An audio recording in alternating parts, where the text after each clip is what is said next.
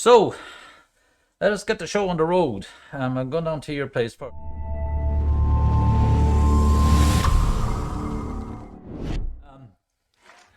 What do I want to do with you? Oh, yeah, yeah. I'm go- you can sit back and have a bit of a listen. I'm going to go off on a rant for a while on this subject matter. I'm going to talk about leadership. And I have the slides. Let me get out of the way. I mean, geez, a big enough head without having to look at it all the time. Anyway, here we are. I'm diminished. I'm put back in my box. The left-hand side corner of the screen. Oh, God. I might as well laugh at myself because I can tell you everyone else does. It's a great quality to have, to be honest with you, to be able to stand back and laugh at yourself. Jesus, I'm ranting. It must be the medication I'm on. Anyway, where am I? Oh, yes, leadership. Enlarge the PowerPoint, so we see. I'm going to take it. There was a PowerPoint, there is still a PowerPoint presentation up there on your Moodle site about leadership. It's probably I renamed them to All Leadership, and I really, I look back and I said, oh Jesus, what a drudge! Imagine putting the students through that again this year. So I said, right, let's change it a little bit. Let me get out of the classroom thinking and say this is the theory for that, and this is the theory for that, blah blah blah blah blah blah, feck and blah. So I said I'd get out of that sort of mode and try and put some context and some reality around a lot of this stuff. Because, much and all as I would be an educator, I'd be failing if I didn't educate you from what I know and from what my colleagues know in the real world, above and beyond the bloody textbooks and the PowerPoints and the journals and the articles and all that. So that's why I said I'd have a rethink about this and look back and dug out some of my material that's better. It's not so much a couple of years old, because as you can see from the title here, it clearly says, just by way of checking, can you all see that clearly? Yeah. Excellent. Happy days, Matty Hayes. And and as you can see, it's, as I say, leadership, different yet common perspectives, and what we look at and how we define leadership and so on. And the kind of I won't say the heavier stuff, the deeper thinking stuff comes towards the latter end of this video as such. And then we look at what we know to be the top skills. Now, interestingly, there are two pie charts inside here, one about 2/3 away and one towards the very end, and they're almost identical, which kind of confirms to me that, well, what I already know, but generally speaking, perceptions, understandings, and viewpoints and opinions don't really differ over the ages, and we all look for these characteristics in leadership. So let me just take in a little bit of a journey. So you'll hear all these things. What's leadership? The art of creating greatness in other people's. Wow, Jesus, is it an art form? Is it a science? What the hell is it? It's a mixture of everything, actually. It's an all-roundedness in our personalities and our traits. Some of us might have some more attributes stronger than others, and so on. The important thing is that we get to know what these attributes are and find what our weaknesses are. And by way of and I would have mentioned this to you before, that anytime I took on a role inside an organization over the years, I always set out to make myself redundant. I say, are you some kind of a whack job, Mark? Why would you make yourself redundant? And really what I was saying is that I wanted to get the job to such a state that it became invisible, almost transparent, that there wasn't a need for that physical person to be in place, that other people could assimilate bits and pieces of it, and the organization or the team starts to get its own momentum and going, and then I'd move on to something else and so on. And a couple of my managers said I was a real pain in the butt for that, that we're after creating this, and we have this role and you took on that, and now what are we going to do with you? It wasn't as cut and dry as that, but generally speaking, it was my fun time, I suppose. And So yeah, it's putting a lot of times putting others ahead of yourself, and that can be difficult to do, and because of all the pressures and that we have in day-to-day living and so on and so forth. But nevertheless, it is a mixture of understandings, science, and then pulling it all together. And how you pull that together, that takes skill, art, so to speak, And here's an interesting infographic when breaking through persistent barriers to leadership. So people would have been surveyed around the world and in employment and so on in different organizations and asked what did they see, what kind of issues did they think.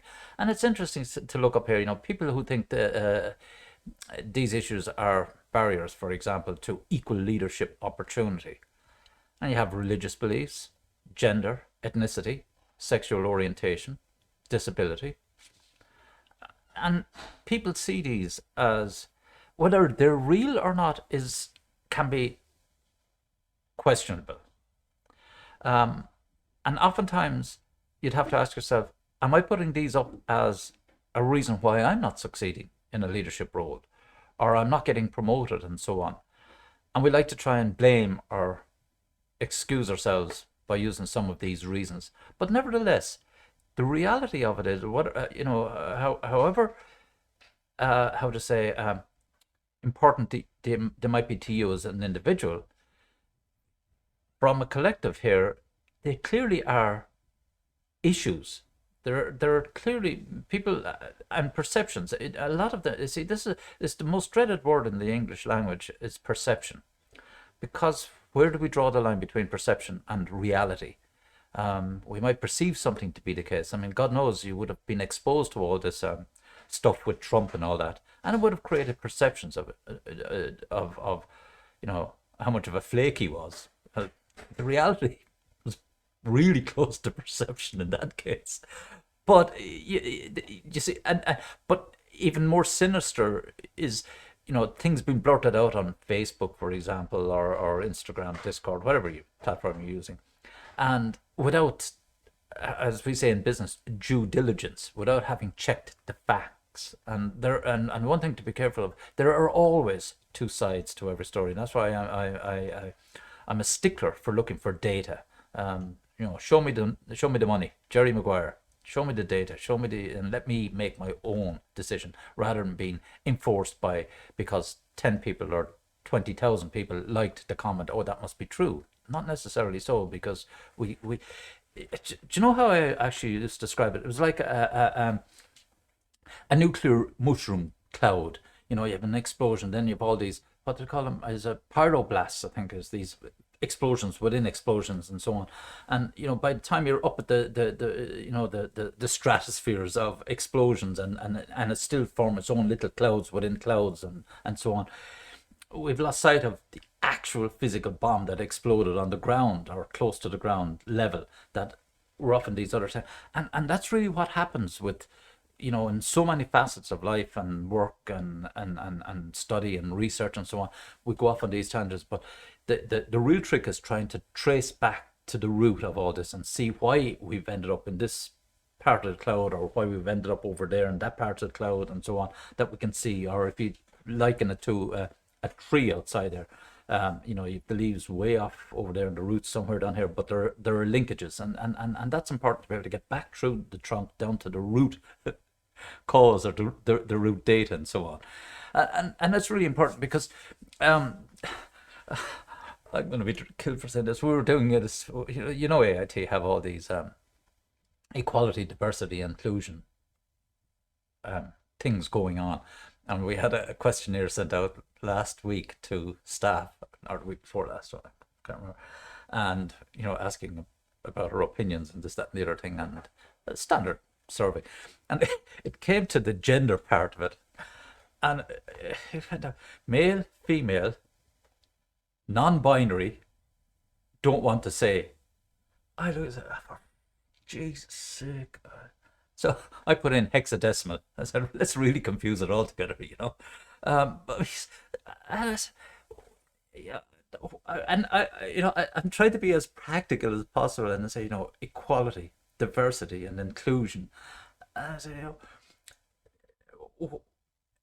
all of these different entities, groups, and cultures, subsets of society, and so on and so forth, the diversity side of it, and then propagating, oh, we are this, we are that, we're the other thing, and being, in some cases, some more vocal or active than others. And then we want to have inclusion, but we want to be included as well. So why put in all this effort to be different and to be equally the same? I don't know, maybe there's something crazy about my logic, but as I said, I strip it down to two simple things. You're male, you're female. You're a person, you communicate, that's all I need to know. Don't need to know anything else. That's how I reduce the complexities of interacting with people. And if you have something interesting to say, contribute, I'll listen. If you want something, information, I'll share, and so on. Keep it simple and move on and move on. But again, it's this society we're living in. These mean a lot to different people and different groups, and as you can see there, ethnicity and so on. And then, communications gap is growing. And I just need to put my glasses on to see precisely what they're written here, because it is quite small text, actually. They say communication effectively, 71% is important to great leadership. And then 31% say leaders overall are communicating effectively, 8 out of 10 or above. So it's interesting. Absolutely. And I'm surprised it's not a little bit higher, to be honest with you, that the 71% isn't higher, because that's the fundamental to effective leadership. Clear, open, articulate communication. And that coming, no matter what kind of leadership role you have in an organization. We're not talking about, presidents of countries and CEOs of large organizations. This can just be a small team of people, such as yourselves. And for example, I mean, we will test this. I might put some, I won't say constraints, but some info to each of the team leaders, and you have to bring that back and maybe discuss it or review it and see how it's impacting your particular project. And is that being communicated clearly, or does the leader come back and say, he said something about this, but I'm not sure what he's talking about? So the point would be that you have to be clear in your own mind, such that you internalize it, that it makes sense to you. And you will have that eureka moment. Say, now I know what he's on about. Jesus, couldn't he have said it this way, that way? But now you're saying, I make sense of it, so I can say it this way to the team, or I can say it that way, or whatever. And that's important. This whole aspect of communication. Unfortunately, that gets interfered with with biases. Now there's about 250, maybe more, known biases. I don't even want to get into this realm of unconscious bias. Oh, for crying out loud, Jesus!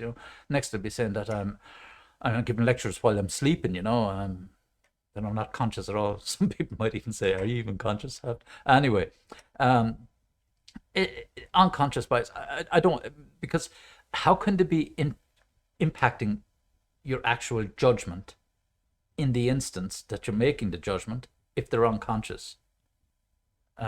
Someone say, "Oh, they're so far back in their mind, they're inferent."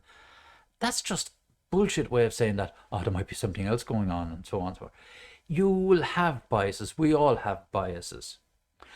The important thing is to know what they are and how we can remove them from our communications, such that they don't cloud our decisions or cloud our understandings or interfere with us trying to assimilate information or knowledge and get to the root cause of a particular problem. That's really important. So knowing your biases and knowing what they are and so on. Just get this cable out of my way. Knowing what they are is quite important. As for the this earned trumps paid, as it goes, nothing got to do with the Donald the Duck. Anyway, which channels have the greatest impact? So interestingly, again, if you look here, we said, from a leader's perspective, in-person speeches and appearances, 56%. equal power you have, formal announcements and news releases. Then it starts to drop down to TVs, then down to websites, down to official company announcements, reports, and all that sort of stuff, all the way down to newspapers as such, print advertising. But if we go back up to the scale, up to here in terms of the communication, and so probably the main reason why we have a tendency there is because we can physically see the person. And this is the whole thing about communication. There's so much that a leader exudes by just the way they look, speak, the gestures they make, the tone of their voice, and so on. There's so much we pick up, over 80%. Some people are even talking now 95% of our communication is non-verbal communication. And you will pick up on these, and you can train till the cows come home, on how, you watch the different nuances, and I mean, some of the traditions were, if you're looking down to the left, oh, he's lying, or if you're looking down to the right, he's hiding something. They're all wrong. They're absolutely all wrong, because God knows I do it all the time. It's looking down, and am I lying? Of course not. And am I hiding something? No, absolutely not. It's a lot of people would use eye movement or rapid eye movement because they're thinking ahead, and they're literally they're searching their brains. Where will I find? I'm looking for, and the next point I'm making.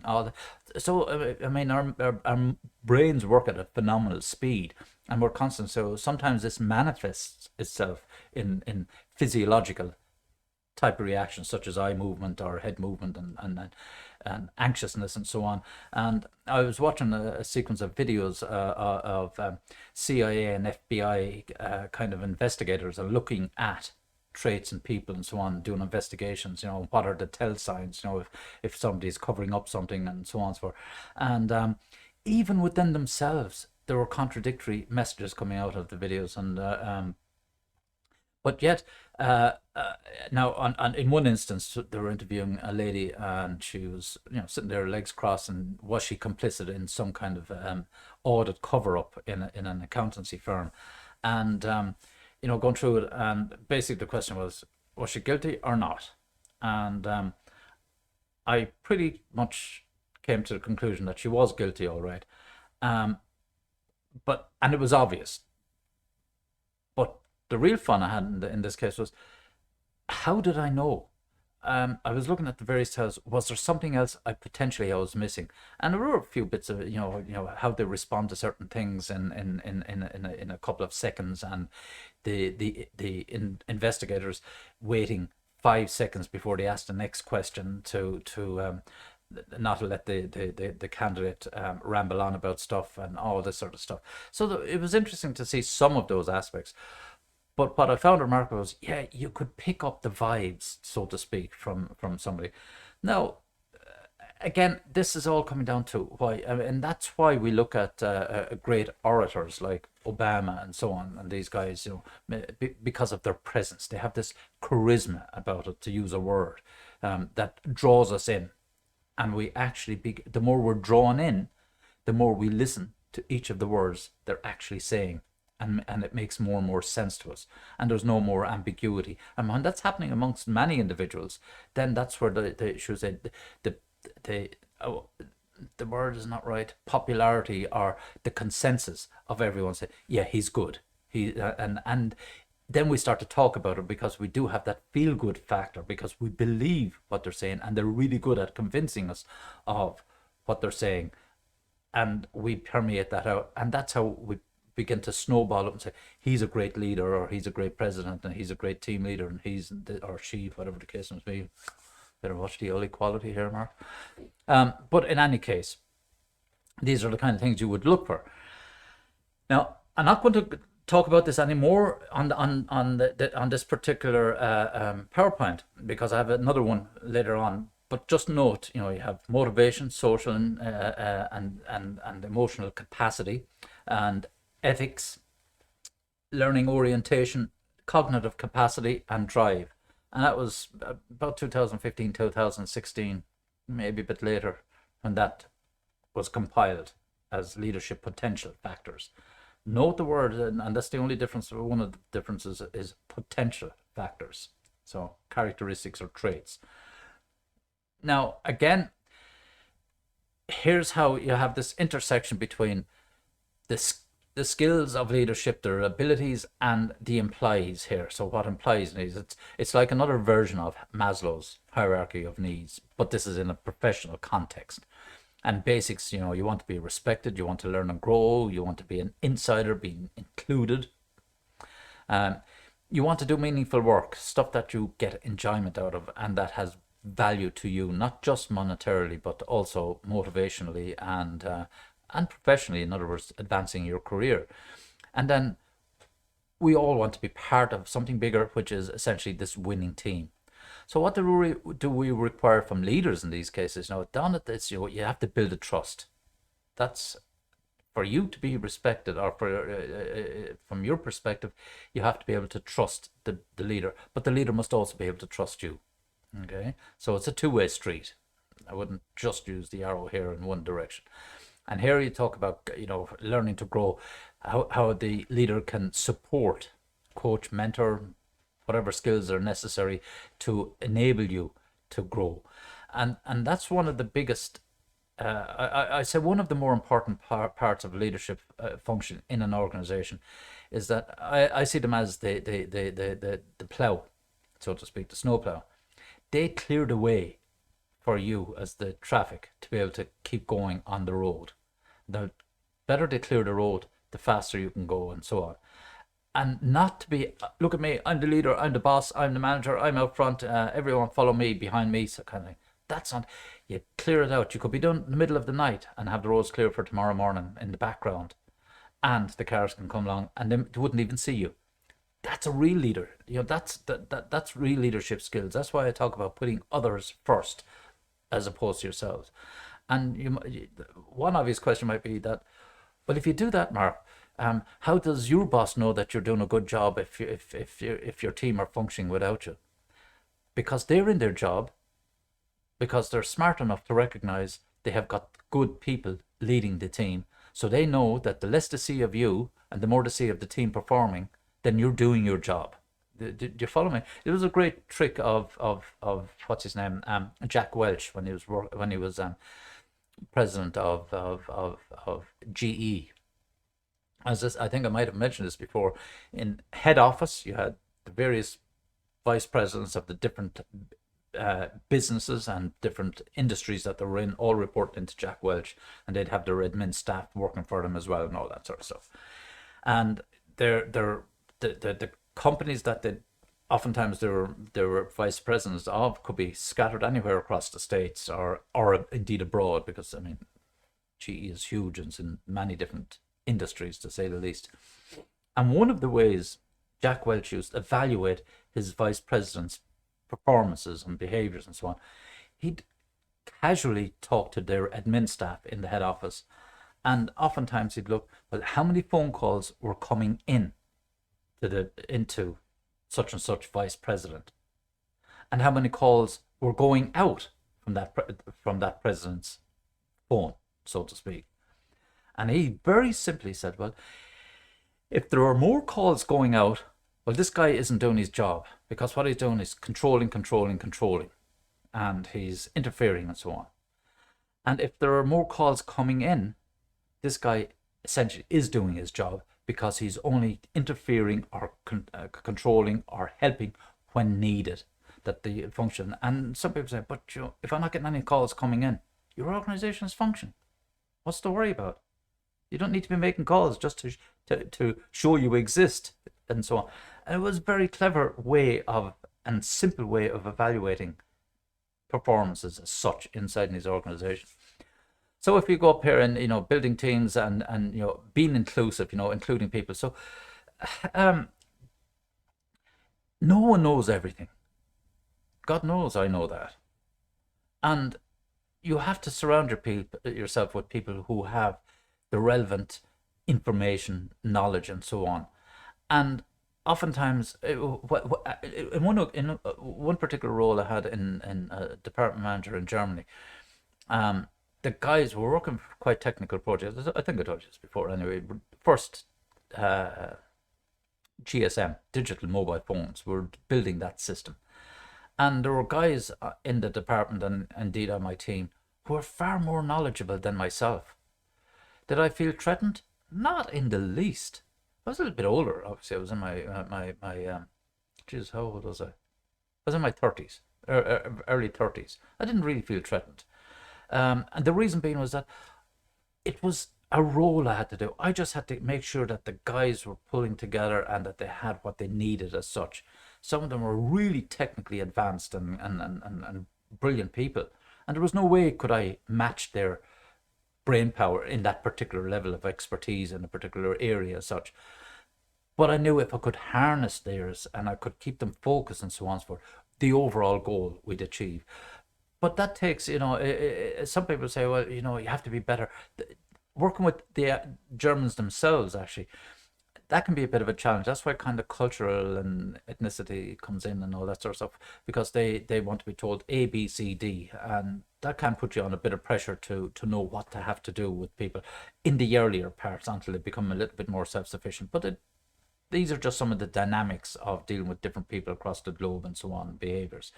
But fundamentally, being inclusive, getting the people around, sharing the problems, sharing the good times, the bad times, putting the team first, then aligning the team with purpose, values, and vision. Absolutely, it goes without saying that you have an end goal, deliver a product, a mission statement, why do you exist, and all this sort of stuff. And fundamentally, that everyone is sharing that same vision. So they have a sense of purpose and obviously meaningful work, but it gives them a direction. This is where we're trying to go, and this is where we want to be in 6 months' time, in a year's time, whatever. And building a high performance team, when you get to that level, the team is self sustaining. They might just contact you as their manager and so on and so forth. Look, we have a little bit of an issue here, or could we try out something else? The team is well orchestrated. And I often use that as an example, orchestrated team performance. It's literally like an orchestra as such. All different instruments, different sections, woodwind, brass, percussion, and so on. And if you ever heard an orchestra tuning up before they give a recital, you wouldn't sit there for hours listening to that. It's just all noise, clutter, and squeaks, and crap like that. Then when the conductor comes out, there's dead silence, and then they all play a piece of music and they blend and they listen to one another and they listen to other sections, and the conductor is up at the top just gently bringing them along and say, you need to up the pace here, or you need to get a little bit louder here, and calm down. They already know this stuff themselves, but they just want to he's trying to get the best feel because he has an overall view of all the text or notes, music score, and also how the piece could have been played somewhere else. He might have conducted another orchestra, slightly different age group, maybe different numbers of instruments in some sections, and he said, I can get them to sound as good as this top end orchestra, or to sound better than this other orchestra, by just bringing them out a little bit more. And they know this themselves. They know that, yeah, he was good. He that was a really good recital or performance because we did this and we did that slightly different. We did the rehearsals and they brought out a little bit more from us, so we got it right. That's the level of, that's the top level of the pyramid in terms of performance, when you're at that fine-tuning level of an organization or a team as such. And as you can see, then the obvious outcomes in passionate employees, so they really enjoy doing what they're doing, and that in itself generates more, higher levels of motivation. But you actually start to begin to throw your heart and soul into doing what you're doing. And I've always said, if you're passionate about something, you go ahead and do it. You're doing it for yourself, but you're also doing it for your team, okay, if that's the case, and so on. Increase commitment. So you see it coming up along the basic levels of engagement. So basically you're coming in to do your job, right up to the thing that, uh, getting ready on Sunday night to tear out the door at 7 o'clock on Monday morning, kind of thing. Or if you're overly passionate, can't wait on on the Saturday afternoon, watching a bit of sport or whatever you're doing, and say, geez, I can't wait for Monday morning. No, that's probably taking it to an extreme, but that's the kind of levels. You're just totally buzzed about what you have to do. Again, I'll just flipping through this again. It kind of covers a number of the points that I've just made. A vision, there is no leader. So if things fail, if you have no one that guides you and helps you towards this is why the leader on the opposite side here, if you look on the side, they provide a pathway for you to be able to achieve the overall vision. And oftentimes you don't know what's around the corner. They may have an idea, or they have a mechanism to be able to help you to slow down or speed up around the corner as such.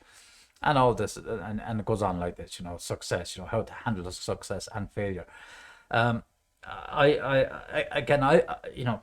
Obviously been around the block, and I've been very, very fortunate to have worked with some exceptional leaders, not just managers and function managers or project managers, but actual leaders, and not too many of them, I can tell you, literally just a handful. But they've stuck in my mind ever since, and what I've learned from them as well, and and brought into other organizations or situations and so on. And there was one particular guy, and I will name him. He was Terjur Nurmi. He was a Finn, and he was the overall project manager on that project that I was talking about in Germany. If I was to describe him physically, he was a double for Ronnie Drew out of the Dubliners. And I can tell you, he fucking drank like a fish. In fairness to me, did.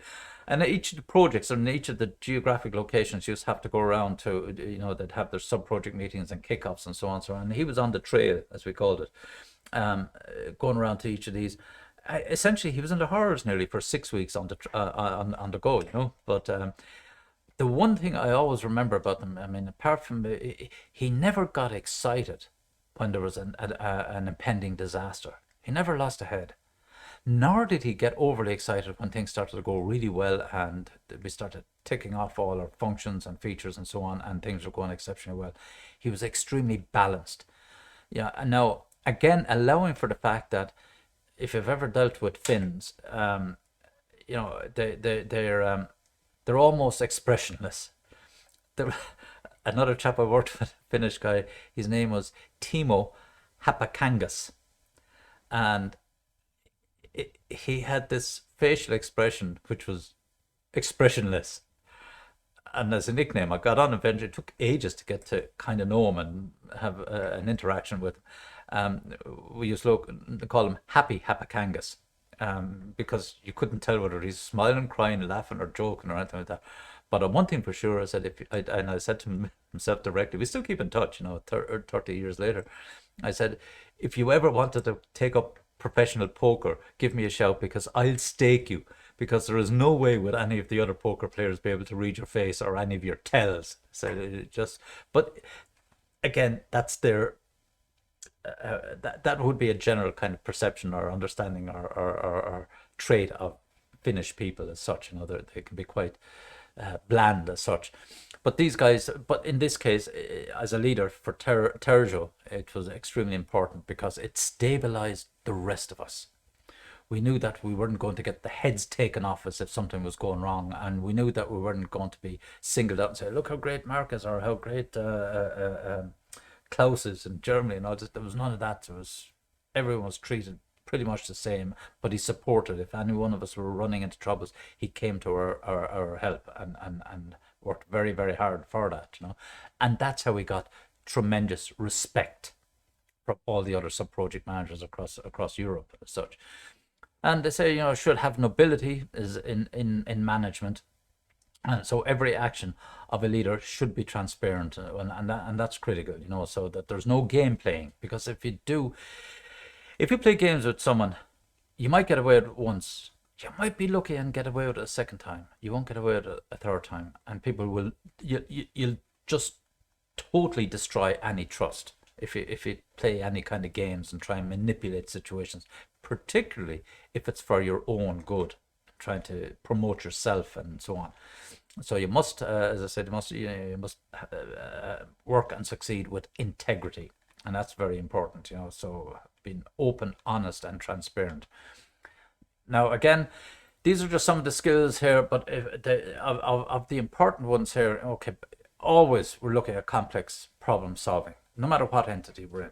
I mean, you're looking at solving a complex problem, product, people, resources, partners, the business model canvas. That can be considered to be a complex problem solving methodology, but you're going through something. The critical thinking is the real important one. This is my favorite area of it as such.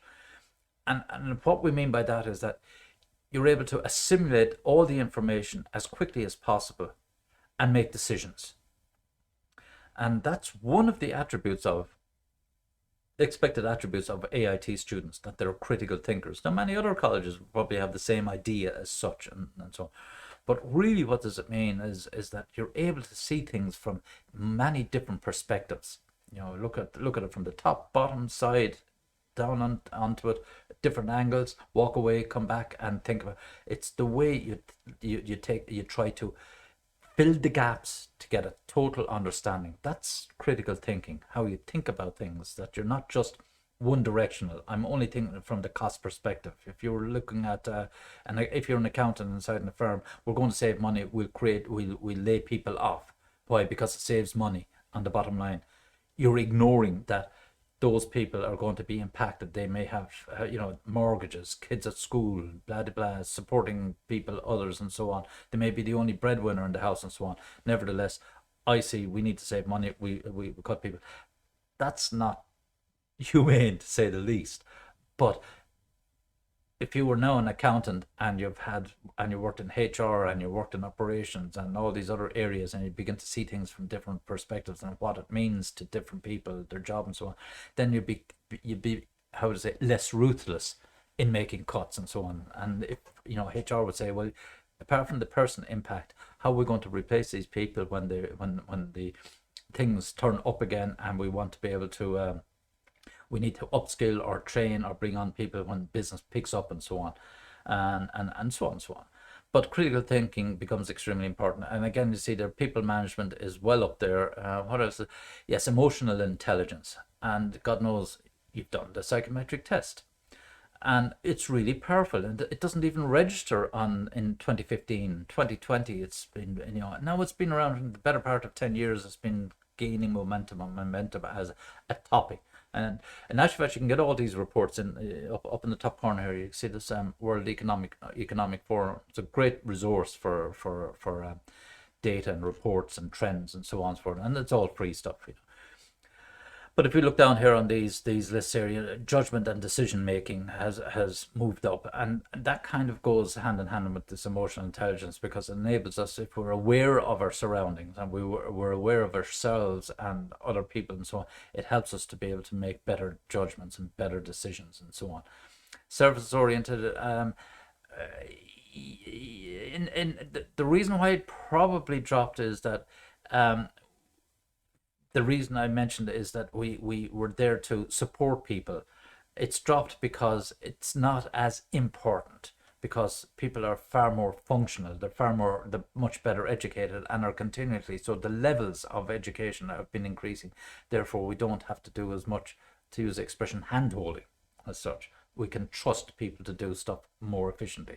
And that kind of would have manifested itself a number of years ago when, for example, in the computer sciences, graduates coming out were taught about agile design as a technique to write code in small chunks and break it down. So they were getting a very practical project management lesson while in college, that if you take the big picture, the big program, and break it down into a small little manageable chunks, do this, test it, do this, test it, and so on. Your business model canvas, small increments. So people have been educated to take the total and make it uncomplicated, simple, get the job done, move on to the next, move on to the next, move on to the next. That way you don't need, and that happened in Nokia and Ericsson in the mid 2000s, and they started to remove a layer of managers because they weren't really needed. That level or that service was not needed, so they were reassigned obviously to other roles in the organization. And cognitive flexibility, that's actually a new one that's even come in here. So how quickly you can adjust, and that's why I mentioned agile, because it's the speed at which we adjust, and that kind of fits into this cognitive flexibility, how quickly we can take instances and information and knowledge and situations and how quickly we can respond. Responsiveness. That's the kind of cognitive flexibility. Make not so much make quick decisions, but making highly informed decisions and change direction and respond, because there are so many exterior impacts on your business and on your team and on your project that you have to be extremely quick to be able to spot what's happening coming down the road, and what's happening with competitors, what's happening with other teams, what's happening within your own organization that could impact you, and so on and so forth, and try to mitigate those impacts to keep your team and your function or your project focused and on heading in the right direction. Now, this one, I know this is even blurred on my screen. It's just the way I captured this advice, but it's interesting, and it kind of kicks you guys in the butt. Unfortunately, well, all undergraduates, and if I'll read it out. Beware, your degree is not a proxy for your ability to do any job. The world only cares about and pays off on what you can do with what you know, and it doesn't care how you learned it. So in an age where innovation is increasingly a group endeavor, it also cares about a lot of soft skills: leadership, humility, collaboration, adaptability, and loving to learn, and of course relearn. This will be true no matter where you go to work. I was coming from this guy, Lazo Bach from Google, and it looks like oh yeah, that's all very nice, wishy-washy and all that sort of stuff. In reality, a degree has maybe 6 months currency. So you graduate in October, you've about 6 months to make it worth your while until the next graduates come out, give or take, because things move so quickly. Many years ago, a degree would last you, if you in the 60s and 70s. Geez, you go to the top of an organization with a degree because there's so few of them. Now there's so many, and a master's might give you maybe a year of currency. And I know you're saying, geez, after spending 3 years and I only get 6 months or maybe maximum a year out of my degree. It's life. That's the way it has evolved, because so many people are coming out now that, as we say, it's easy to be a big fish in a small pond as opposed to a small fish in a big pond. You become less noticeable. And that's what happens inside an industry, in companies. And none more so than when I have between, I don't know what I told you, but personal insight. I've been divorced and remarried. As a consequence, I have 7 children, 4 step, 3 of my own. I have 1, 2, 3, 4, 5 grandchildren. Do you know the program Modern Family? Yeah, they're only trotting after us. Deadly serious. They're only trotting after us in terms of all the dynamics, the ethnicities, the sexual orientations, the whole freaking lot, religions. They're only trotting after us. So I can speak with a relative authority on these things. But the point about it is that in this context of what I'm saying here in terms of applicants, yeah, it's not nice to hear that, yeah, my degree after spending 3 years or 4 years on an honors degree, that it's only worth maybe 6 to 9 months and so on. These people, all these kids and stepkids and so on, so they've all worked in different environments, different types of companies and so on. And they've all been telling me, and their friends who oftentimes I meet up with them and so on, and to keep in touch with what's actually happening, because they're all in their early 30s now. But of course, since they're in their mid 20s and early to mid 20s, we keep in touch, and they're still, scattered to the four corners. Well, actually, no, they're all here in Ireland, as it happens, back again, but working for different types of industries, companies, large, small, and self-employed, blah blah blah. But the point is that it's really interesting. The big employers, the Googles, Facebooks, LinkedIn, financial services, all these companies, you get in the door, they want to train you in their ways. And they have all these internal programs. And oftentimes, when you move from one company to the next, what they're looking at is, what did you learn at Google? Um, did you go on these courses in Google? And while you were in LinkedIn, what professional development? And they're actually, a lot of employees are finding more reward in the professional development that they're getting in those companies than just the promotions and the monies and all that sort of stuff. That's all secondary. It's how much they can get on their belt. Hence, you have this continuous learning, lifelong learning. It's a reality. It's a state of life now, even more so than it was when I would have been back there. We worked in companies back in the day, and there were almost jobs for life. Things changed, but there's no such thing as a job for life. And there's also a very valid stat that, on average, a working professional over their 40 odd years working lifespan, they will change their careers at least 3 times. I mean, when I talk about careers, I'm talking about total changes. I mean, I didn't start out to be a lecturer. I started out in accountancy, for crying out loud. Then into software engineering, a couple of other bits and pieces, and now into lecturing. So these are totally different careers. There are linkages, clearly, but they were certainly totally. And so you don't know what's going to happen. You don't know what you're going to like and dislike. And I thought I wanted to be an accountant, and I took it so far and said, I'm getting bored of this stuff. And I had, I took brave decisions and said, this isn't, I'll try something else. And I like this. I started to become passionate about computing and programming and all that sort of stuff. And I did a spell in that, and I said, yeah, I learned a little bit of that, and so on, so on, so on. But that will be pretty much the roadmap for yourselves. You will find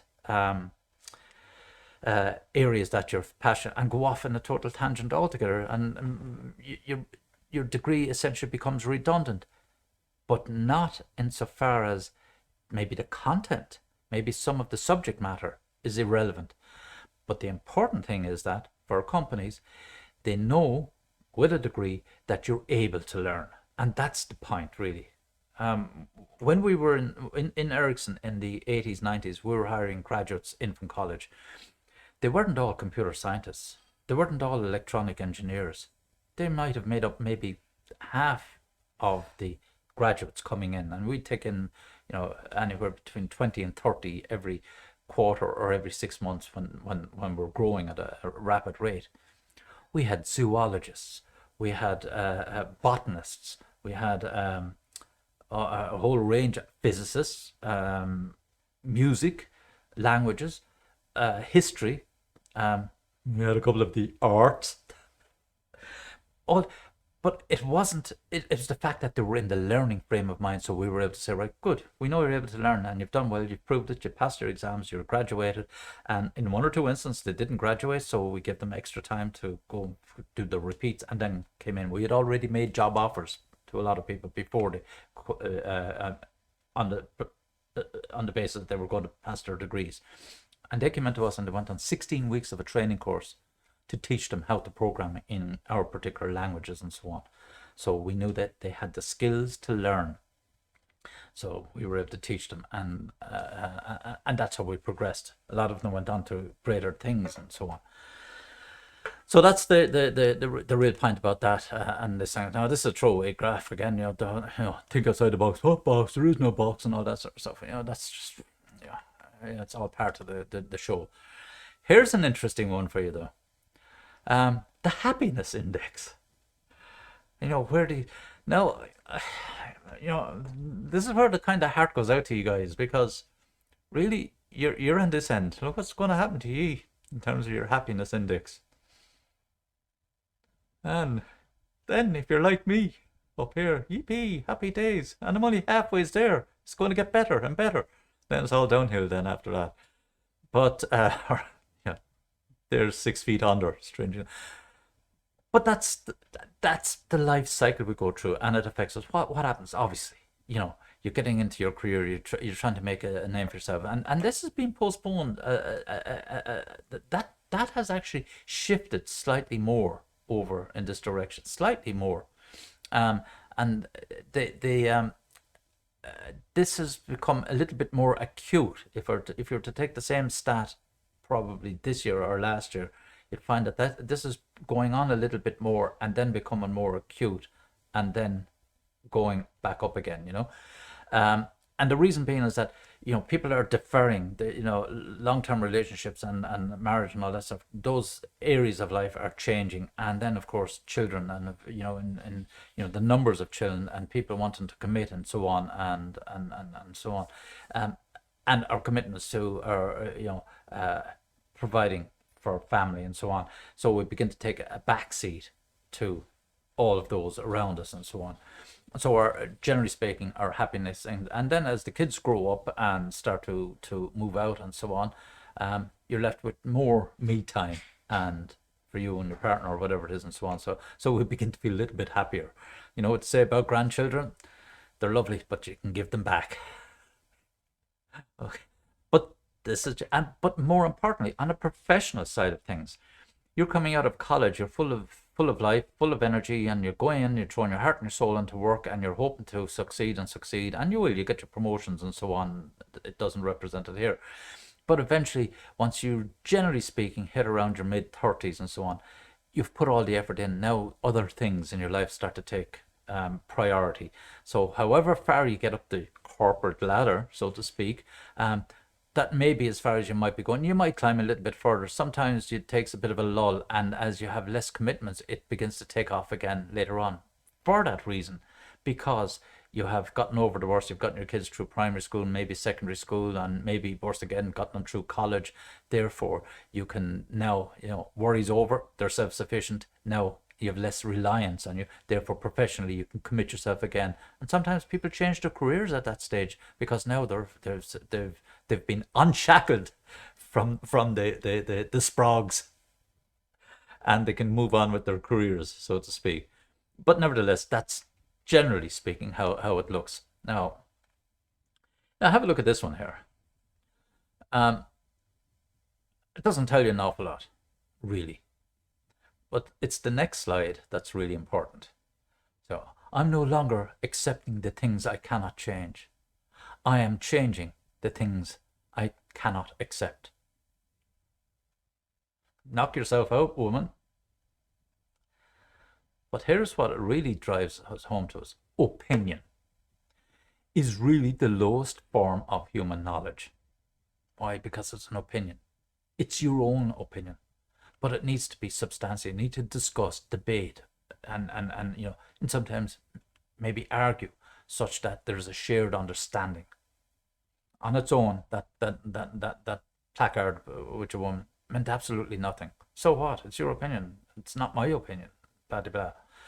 So it requires no accountability, no understanding. So the highest form of knowledge is empathy, understanding what the other person is trying to say, convincing them of what you're saying, but seeing their point of view, and so on. That's really why we will come on now to emotional intelligence. I'm going to skip through this. This is just kind of using the two-way system. If you want to get creative innovation down here, these are all the things you need to think about, digital stuff and so on. So you can read that yourselves. It's pretty straightforward.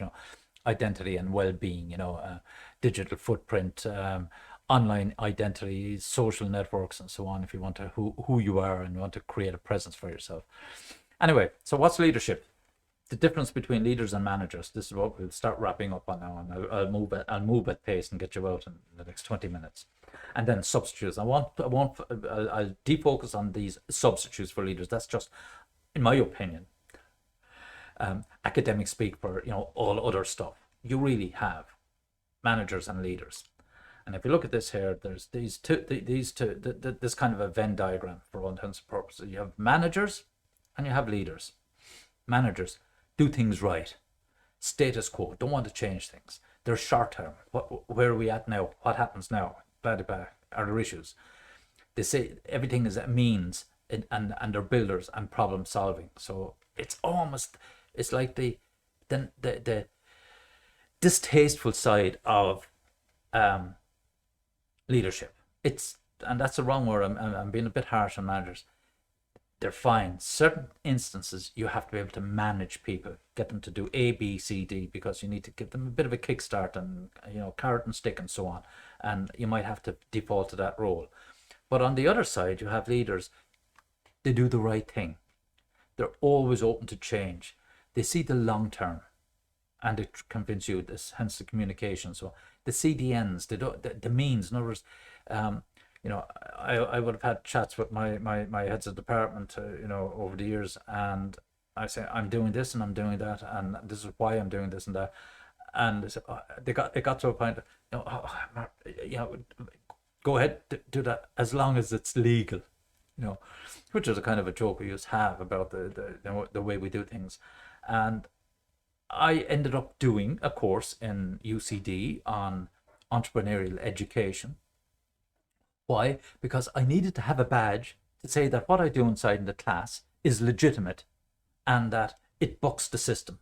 And I will behave and interact with students in my own way, unique or otherwise, that distinguishes me from other lecturers and the way we do things, to try and keep a level of engagement and benefit the students as such.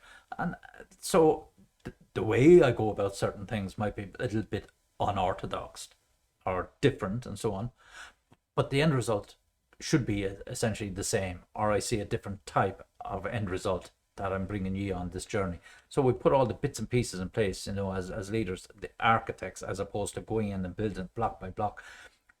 We provide the frameworks, the mechanisms, and here's the overall picture. Now you guys go off and do it, and we'll support you whenever you need. And then being inspiring and motivating and so on to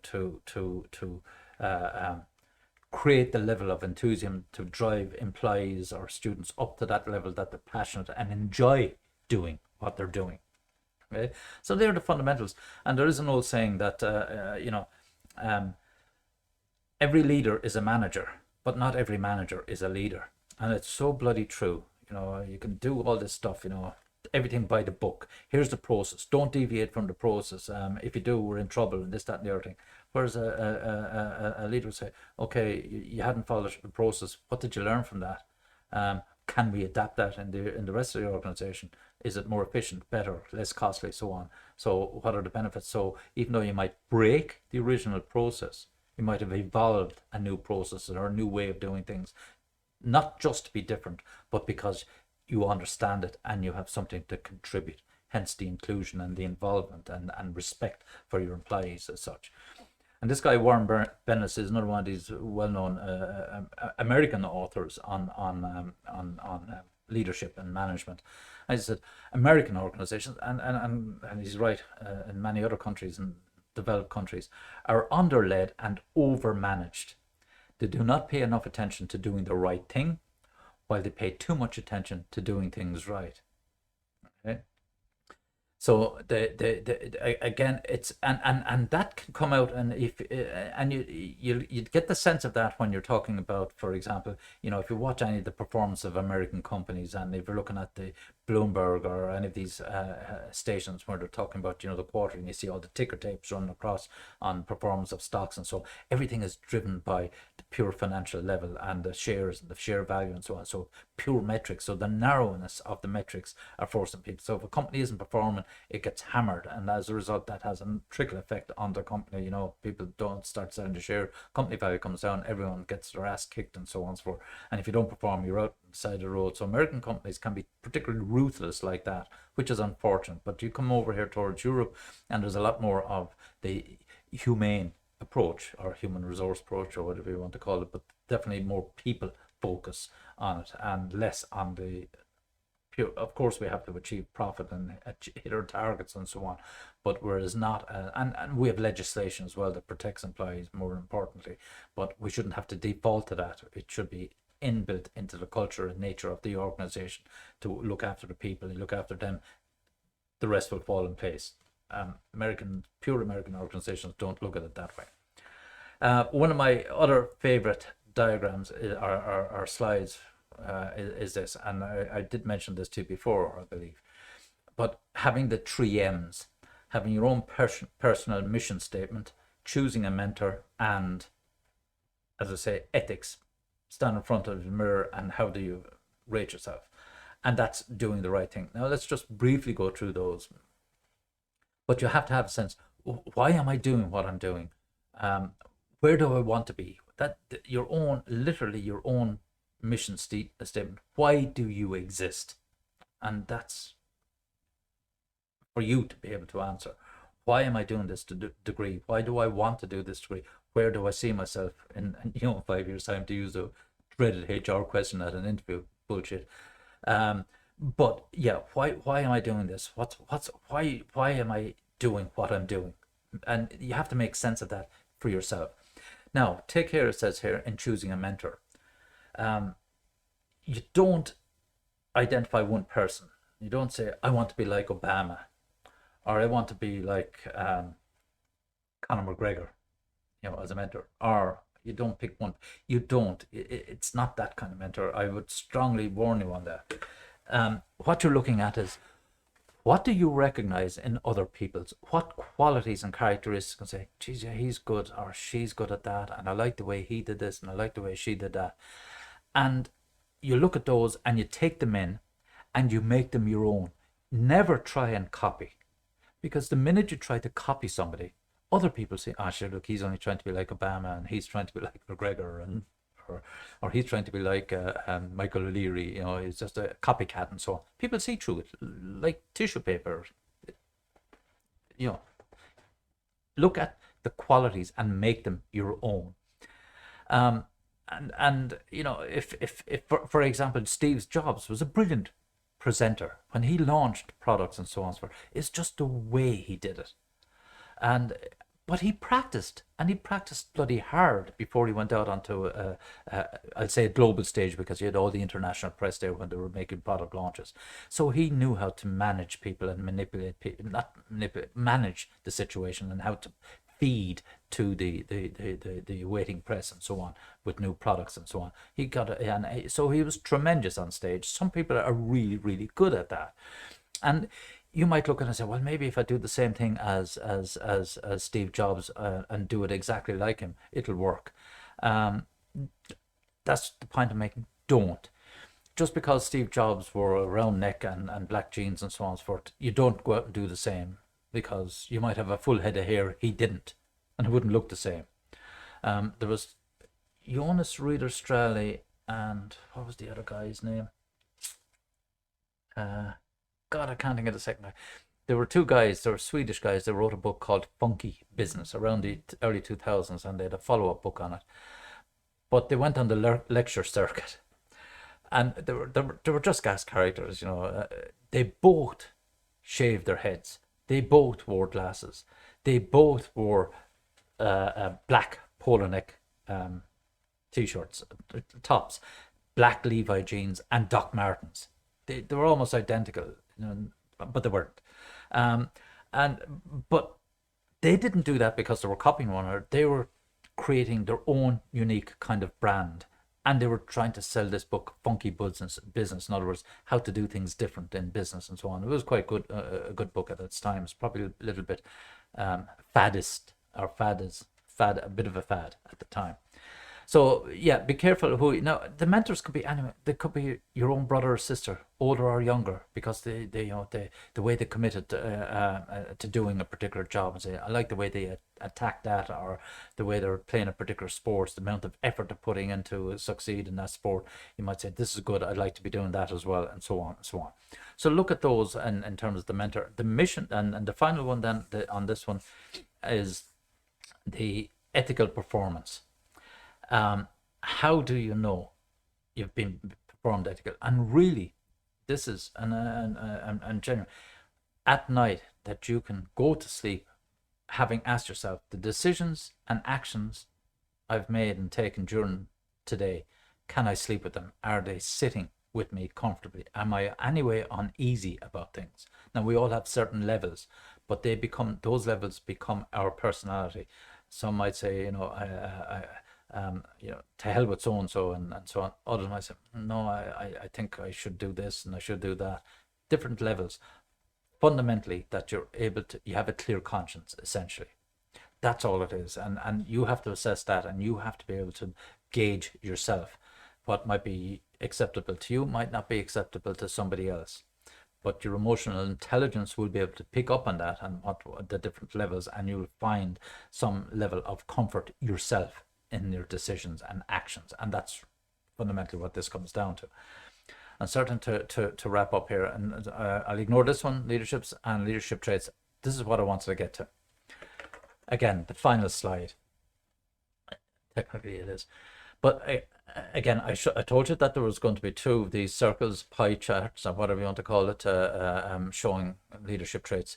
This is undoubtedly my favorite one of all times. It's going back a number of years, but they haven't changed. And if you look around there, you saw this: emotional stability, awareness, self-confidence, cognitive ability, knowledge of the business, honesty and see, they're all coming true, even from the World Economic Forum report, from the earlier diagrams from 2015, from 2018, 2020 visions, and all this. This thing is 16 or 17 years old from memory, at least, maybe a bit older. The same old. And the fundamentals, if you start at 12 o'clock and start to work around this clock, honesty and integrity, you have to have that fundamentally. Self-confidence. Now, again, be very careful on self-confidence. There's a fine line between confidence and arrogance, and you daren't cross it. But you've got to be able to judge that. And some people can be quite cocky, and that would be bordering on arrogance, and that pisses people off. But a level of self-confidence and assuredness, and to be able to move and step forward, but being aware that when people think you're crossing the line. That's the trick in it. When you're being overly confident, and people, you'll be able to pick up on the signals and say, he's pushy, and he's, who does he think he is, and kind of stuff. So you need to be able to temper that and pull it back.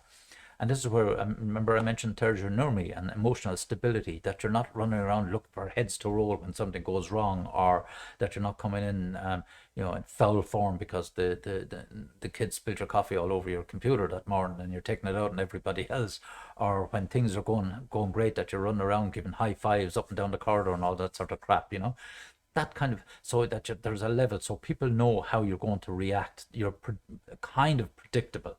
And that's important. So, and in terms of emotional stability, because people need that assuredness when you're on a long-term journey, bringing a product to market, or introducing a new product, or bringing a company or a team or a project from start to finish. They want to know that there's someone there. It's almost like parenthood, that you know yourselves, that there's someone that you can talk to in your family and that kind of thing.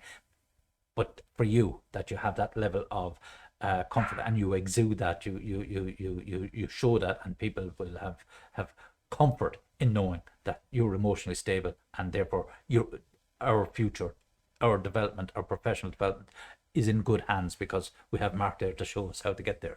Cognitive ability, how quickly you're switched on to things, being aware of things around you, how quickly you pick up on situations, verbal, non-verbal, how you can anticipate situations, mitigate risk, and so on, and and that's really the fact that you're able to take in so many different things coming from so many different aspects in work and so on, and make sense of them. That's your cognitive ability. It's not the fact that you have a master's degree or PhD bullshit at all. It's how quickly you can respond to. Now, knowledge of the business, and this can be a speed bump. Going from one company to the next, for example. I know project management. I've worked in project management, for example, in telecoms and IT. Does that make me? Does that mean that I could run a project to build a new bridge or develop a shopping center? Technically, I have the skills. I know about project management and so on, but I don't have the knowledge of those industries. So if I was to be overconfident from the other side and say, oh yeah, I can go in and build this new bridge for you because I know project management, you can guarantee I'd be falling flat in my face, and the bridge would probably fall down as well.